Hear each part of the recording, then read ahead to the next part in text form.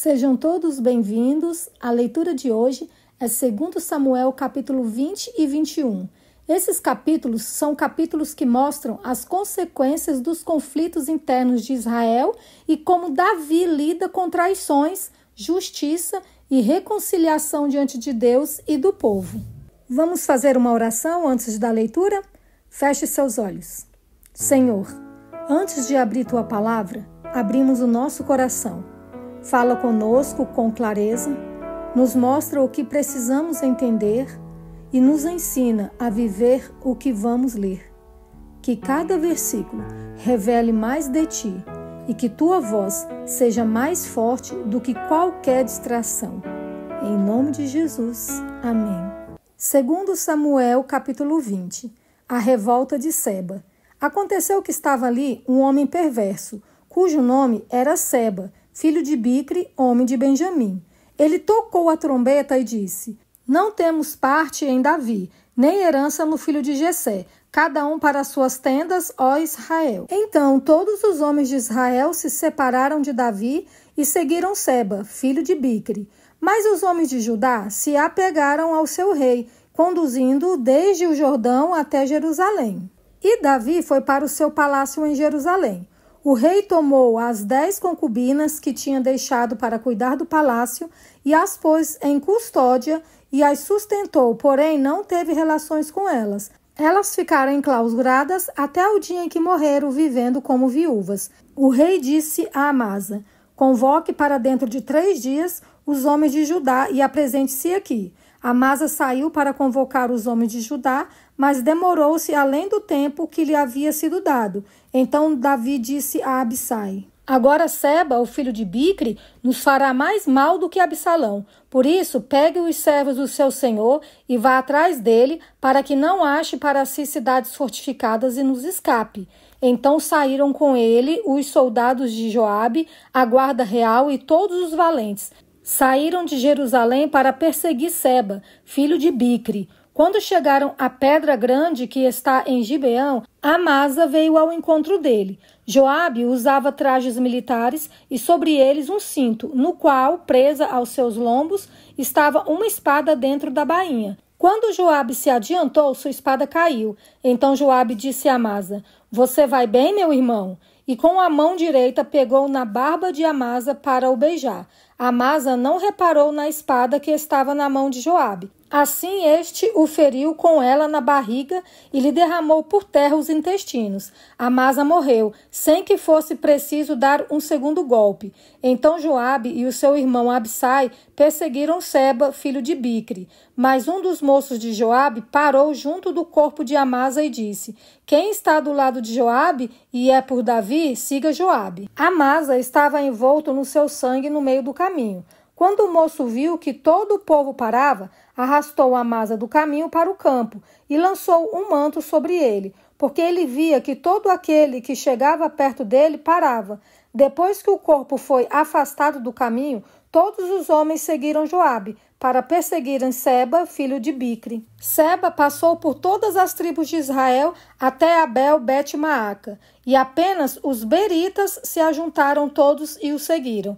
Joabe e os seus homens vieram e o cercaram em Abel-Bet-Maaca e levantaram contra a cidade um montão da altura da muralha, e todo o povo que estava com Joabe batia na muralha para derrubar. Então uma mulher sábia gritou de dentro da cidade: Escutem, escutem, digam a Joabe que venha cá para que eu fale com ele. Quando ele chegou perto, a mulher perguntou: Você é Joabe? Ele respondeu: Eu sou. Ela lhe disse: Ouça as palavras dessa sua serva. Joabe respondeu: Estou ouvindo. Então ela disse: Antigamente se costumava dizer: Peçam conselho na cidade de Abel. E assim as questões eram resolvidas. Eu sou uma das pacíficas e das fiéis em Israel, e você procura destruir uma cidade que é mãe em Israel. Por que você quer devorar a herança do Senhor? Então Joabe respondeu: Longe, longe de mim que eu devore e destrua. A coisa não é assim. Porém, um homem da região montanhosa de Efraim, chamado Seba, filho de Bicri, levantou a mão contra o rei, contra Davi. Entreguem-me só este, e eu vou me retirar da cidade. Então a mulher disse a Joabe: eis que a cabeça dele será jogada por cima da muralha para você. Então a mulher, na sua sabedoria, foi falar com todo o povo, e cortaram a cabeça de Seba, filho de Bicre, e a jogaram para Joabe. Então Joabe tocou a trombeta, e eles se retiraram da cidade, cada um para sua casa, e Joabe voltou a Jerusalém para junto do rei. Oficiais de Davi. Joabe era comandante de todo o exército de Israel. Benaía, filho de Joiada, era comandante da guarda real. Adorão era chefe dos que estavam sujeitos a trabalhos forçados.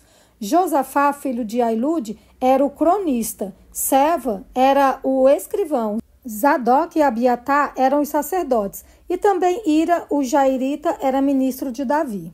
Os gibeonitas são vingados. Nos dias do rei Davi, houve uma fome de 3 anos consecutivos. Davi consultou o Senhor e o Senhor lhe disse: é por causa de Saul e de sua família sanguinária, porque ele matou os gibeonitas. Então o rei chamou os gibeonitas e falou com eles. Os gibeonitas não eram dos filhos de Israel, mas do resto dos amorreus. Os filhos de Israel lhes tinham jurado poupá-los, porém Saul procurou destruí-los no seu zelo pelos filhos de Israel e de Judá. Davi perguntou aos gibeonitas: o que vocês querem que eu faça por vocês?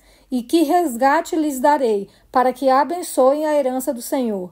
Os gibeonitas responderam: a nossa questão com Saul e com a sua casa não tem nada a ver com prata nem com ouro. Também não pretendemos matar pessoa alguma em Israel. Então Davi disse: o que vocês disserem, isso farei por vocês. Eles responderam ao rei: quanto ao homem que nos destruiu e procurou que fôssemos exterminados, sem que pudéssemos subsistir dentro das fronteiras de Israel, que nos sejam dados 7 homens dos seus descendentes, para que os enforquemos diante do Senhor, em Gibeá de Saul, o eleito do Senhor. E o rei disse: eu vou dar. Mas o rei poupou Mefibosete, filho de Jonatas, filho de Saul, por causa do juramento ao Senhor feito entre Davi e Jonatas, filho de Saul. Porém o rei pegou os 2 filhos que Rispa, filho de Aiá, tinha tido de Saul, a saber, Armone e Mefibosete. Pegou também os 5 filhos que Merabe, filha de Saul, tinha tido de Adriel, filho de Barzilai, Meolatita. Davi os entregou nas mãos dos gibeonitas, que os enforcaram no monte diante do Senhor, e os 7 morreram ao mesmo tempo. Foram mortos no dia da colheita, nos primeiros dias, no princípio da colheita da cevada. Então Rispa, filha de Aiá, pegou um pano de saco e o estendeu para si sobre uma rocha, desde o princípio da colheita até que caiu água do céu sobre os corpos, e não deixou que as aves do céu se aproximassem deles de dia, nem os animais do campo de noite. Contaram a Davi o que Rispa, filho de Aiá e concubina de Saul, havia feito. Então Davi foi e tomou os ossos de Saul e os ossos de Jonatas, seu filho, dos moradores de Jabes-Gileade, os quais os furtaram da praça de Bet-Seã, onde os filisteus os tinham pendurado no dia em que mataram Saul em Gilboa. Dali transportou os ossos de Saul e os ossos de Jonatas, seu filho, e ajuntaram também os ossos dos enforcados. Sepultaram os ossos de Saul e de Jonatas, seu filho, na terra de Benjamim, em Zela, no túmulo de Quis, seu pai. Fizeram tudo o que o rei havia ordenado. Depois disso, Deus se tornou favorável para com a terra. Gigantes mortos pelos homens de Davi.